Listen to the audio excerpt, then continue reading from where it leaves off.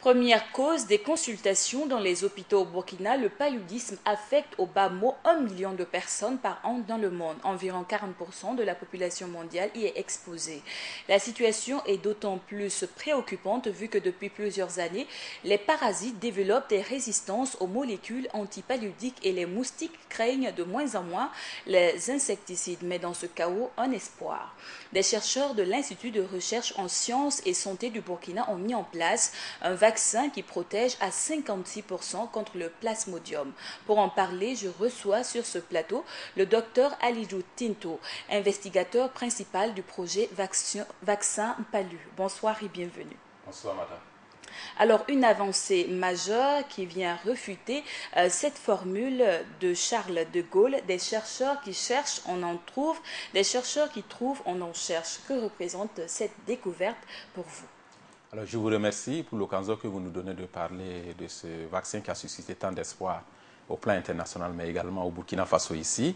Alors, il faut dire que ce projet est une aventure qui a commencé depuis plus de 30 ans.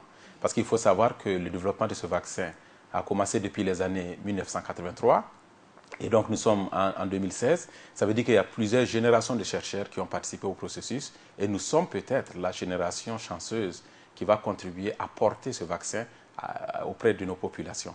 Mais il faut préciser que c'est un vaccin qui est développé par la firme pharmaceutique GSK qui est basée en Belgique. Et le processus de développement a été fait en collaboration avec la Malaria Vaccine Initiative qui est basée aux États-Unis et GSK et des institutions africaines. Alors déjà, vous avez parlé d'une trentaine d'années de recherche. Combien de personnes ont travaillé ou travaillent toujours sur ce projet? Alors, il me sera difficile de numérer le nombre de personnes ayant travaillé sur les 30 dernières années, mais si je prends le cas du Burkina, qui était l'un des sites dans les 7 pays africains, et nous avons fait travailler au niveau du site de Nanoro plus de 100 personnes qui sont intervenues, et qui travaillaient jour et nuit au suivi de ces enfants-là, dès l'instant que ces enfants ont été vaccinés, pendant 5 ans. Alors, il faut dire que le projet c'était 5 ans, mais le suivi des enfants a été de 48 mois. Et donc, au total, c'est de gros investissements. Et il faut rappeler que la fondation Bill Gates, qui a soutenu ce programme, a investi plus de 500 millions de dollars pour le développement de ce vaccin. Alors, un projet qui mobilise pratiquement 3 continents. Alors, donc, quelles sont les difficultés que vous avez pu rencontrer dans l'élaboration de ce vaccin qui protège jusqu'à 56%? Alors, il faut dire que le parasite, à la différence d'un virus ou d'une bactérie, est un être assez complexe. Vous vous imaginez, c'est un être qui a 14 chromosomes, plus de 5000 gènes, des gènes qui codent pour des fonctions que personne ne peut définir. C'est vous dire que ce n'est pas évident de travailler sur un tel micro-organisme. C'est la raison pour laquelle, d'ailleurs, nous avons été très humbles en matière d'ambition en disant, nous allons travailler, et ça, c'est la communauté internationale scientifique qui l'a défini, pour proposer, dans un premier temps, un vaccin qui protège à 50%. Sinon, l'idéal de protection d'un vaccin, ça doit être 100% ou 90%. Mais le parasite est tellement complexe qu'il fallait aller de façon progressive et très prudente. Et donc, dans cette première phase, il s'agissait pour nous de démontrer qu'on pouvait mettre au point un vaccin pour l'humanité qui protège les enfants à 50% pendant 1 an au moins. Donc, la difficulté majeure, c'est la complexité du parasite. Parlant de complexité du parasite, quelle est l'incidence du vaccin sur sa multiplication? Alors, il faut dire qu'à la différence d'un médicament, le vaccin permet à votre organisme de générer ce qu'on appelle les anticorps, comme si c'était un gendarme, qui préviennent l'entrée de tout parasite. Donc, le vaccin ne va pas directement s'attaquer au parasite, mais il va demander à l'organisme de faire une sorte d'alerte pour générer des anticorps qui sont comme des germes, et dès qu'il voit le parasite arriver, le neutralise. Donc, on ne peut pas faire une relation directe entre le vaccin et le parasite, mais plutôt entre l'immunité de l'individu qui reçoit le vaccin et le parasite. Alors, un vaccin qui protège, comme vous l'avez dit, à 56%, alors que vous estimez qu'un vaccin doit protéger à 100%. Alors, dans ce cadre, si le vaccin est homologué, doit-on toujours continuer à prendre toujours les antipaludes? Tout à fait. Et je l'ai dit tantôt, le parasite est tellement complexe qu'avec un vaccin qui protège déjà à 50%, c'est une grande avancée parce que l'humanité existe depuis longtemps, le paludisme existe, mais c'est la première fois qu'un vaccin franchit toutes les étapes pour arriver à ce stade.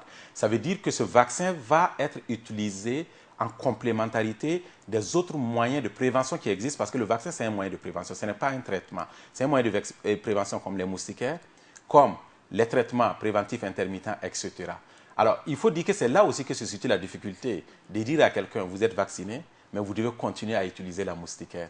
Mais il faut dire que lorsqu'on estime l'impact déjà de la protection de 50% sur, du point de vue santé publique, alors j'ai pris un cas lorsque j'ai fait la présentation ce matin pour dire que nous ne sommes pas limités à regarder seulement un an, mais nous sommes allés au-delà. Et quand vous partez sur 32 mois, on voit que l'efficacité baisse, mais dès qu'on booste l'organisme en donnant une dose de rappel, on ramène cette efficacité à 44% sur 32 mois. Sur 48 mois, elle baisse jusqu'à 36%, mais lorsque vous vaccinez par exemple 1000 enfants, vous savez qu'un enfant peut faire 1, 2, 3 fois le paludisme durant 3 ans ou 4 ans. Si vous vaccinez 1000 enfants, pendant ces 4 ans, vous évitez plus de 4000 cas de paludisme. Ce qui est très important parce que ça veut dire que si vous vaccinez 2 millions d'enfants, vous éviterez 8 millions de cas de palu. Et vous savez que le traitement du palu non subventionné coûte excessivement cher parce que le traitement moyen non subventionné va aller chercher dans 4 000 francs CFA. Ça veut dire que vous faites une économie d'échelle de 32 milliards en évitant 8 millions de cas de palu. Donc la maladie est tellement importante qu'avec seulement ce pourcentage de 40, 36% ou même 50%, on voit un impact du point de vue santé publique et du point de vue économique. Alors donc, quelles sont les étapes qui restent pour une homologation de ce vaccin? Alors, je l'avais dit tantôt, c'est un très long processus et le processus va continuer à être un peu long parce que là, l'Agence européenne du médicament a émis une opinion favorable quant à l'utilisation de ce vaccin parce que c'est un résultat jamais vu. Alors, dans une deuxième phase, l'OMS préconise que ce vaccin soit déployé de façon progressive dans une phase pilote dans 3 ou 5 pays, parce que la difficulté, c'est que nous avons trouvé cette efficacité au niveau des enfants de 5 à 17 mois. Alors que ceux qui vont au programme élargi de vaccination pour recevoir les vaccinations de routine sont les bébés. Mais malheureusement, ce vaccin n'est pas efficace chez les bébés.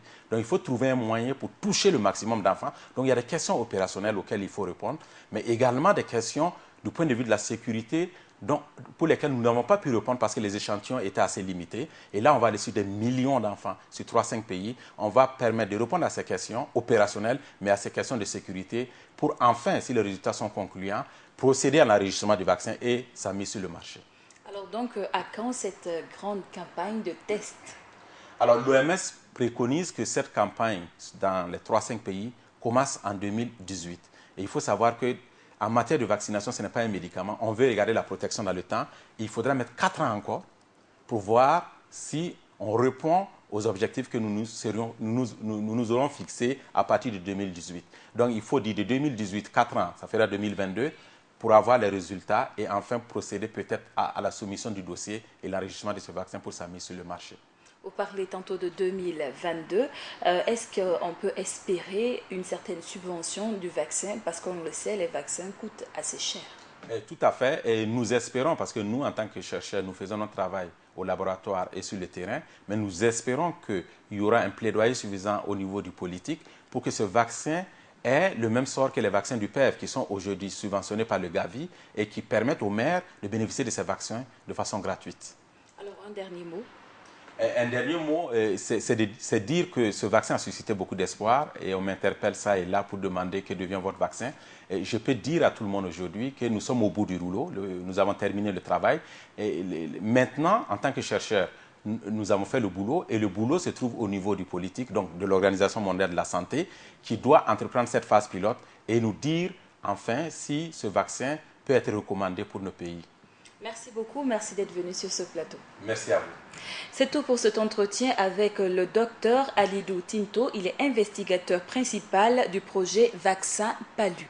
Merci à tous et à toutes de l'avoir suivi.